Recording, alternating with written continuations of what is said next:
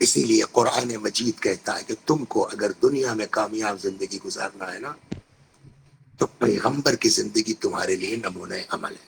ہمارے ساتھ جو گڑبڑ ہوتی، جیسا کہ ابھی پچھلے اس میں دونوں حضرات نے فرمایا کہ بس ذرا سے کوئی بات سن لی اور جذبات میں آ گئے.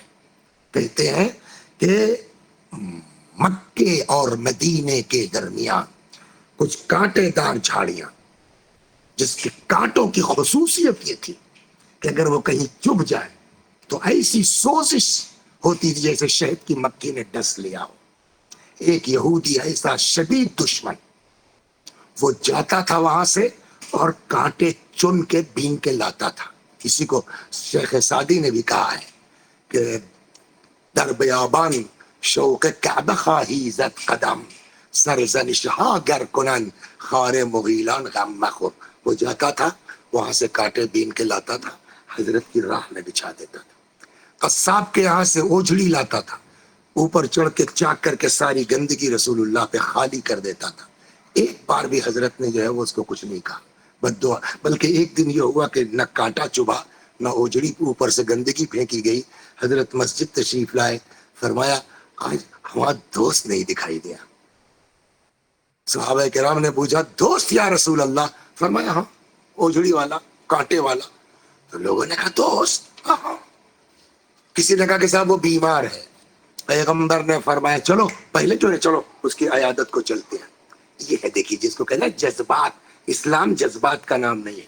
کسی نے کہا یا رسول اللہ آپ کو اتنا ستایا ہے، آپ اس سے ملنے کے لیے جائیے گا، عیادت کے لیے جائیے گا، مناسب نہیں. حضرت نے فرمایا جی نہیں، میں بھی چلوں گا اور آپ لوگ بھی چلیے. گویا پیغمبر نے ہم کو نسخہ دے دیا. اسلام جوش کا نام نہیں ہے، اسلام اطاعت پیغمبر کا نام ہے. آئے اس کے دروازے پر دق الباب کیا تو وہ تو آن بیڈ ہے. اس کی بیوی آئی، کہیے کون؟ میں محمد ابن عبداللہ رسول خدا.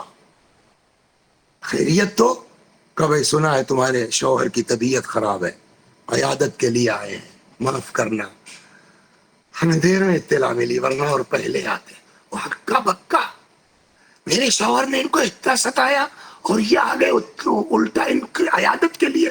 وہ جا کے کہتی ہے کہ بتاؤ محمد آئے ہیں، مسلمانوں کے رسول آئے ہیں، تمہاری عیادت کے لیے آئے ہیں، الٹا معافی مانگ رہے ہیں کہ لیٹ ہو گئے، کیا کہتے ہو دروازہ کھولوں؟ اب وہ پھنس گیا. اتنا ستایا ہے کہ سامنا کرنے کی ہمت نہیں ہے. لیکن عربی مزاج یہ کہتا کہ دروازے پر آیا مہمان واپس نہ جائے. کچھ دیر تک سوچتا رہا کیا کریں کیا کریں کیا کریں. آخر میں عربی رگ حاوی ہوئی. کہتا ہے کہ ٹھیک ہے بلا لو، واپس کرنا مہمان کا ٹھیک نہیں ہے، مگر ایک کام کرو میرے چہرے پر کپڑا ڈال دو. میں اس بڑے آدمی کریم انسان کی طرف دیکھنے کی ہمت نہیں کرتا. اپنے چہرے پر کپڑا ڈلوایا، حضرت تشریف لائے صلی اللہ علیہ وآلہ، سلام کیا، سلام علیکم. جواب چپ، خاموش. کیا حال ہے؟ کوئی جواب نہیں. معاف کرنا دیر میں اطلاع ہوئی، کوئی جواب نہیں. جب فرما چکے حضرت، خاموش ہوئے، تب وہ وہیں چادر کے نیچے سے بولتا ہے یا رسول اللہ میں آپ کی کسی بات کا اس وقت تک کوئی جواب نہیں دوں گا جب تک کلمہ پڑھوا کے مجھے آپ اپنے دین میں شامل نہیں کر لیتے ہیں. تو یہ ایک طریقہ ہے ہمارے درمیان وحدت کا. انہوں نے بھی کہا تھا نا علی عباس صاحب نے، کیا کرے گا صبر. ہر بات پہ جذباتی ہو جانا یہ دین نہیں سکھلاتا ہے. تھوڑا سا صبر، ان اللہ مع الصابرین، اللہ صبر کرنے والوں کے ساتھ ہے. قرآن کہتا ہے لو كنت فظا غلیظ القلب لانفضوا من حولك.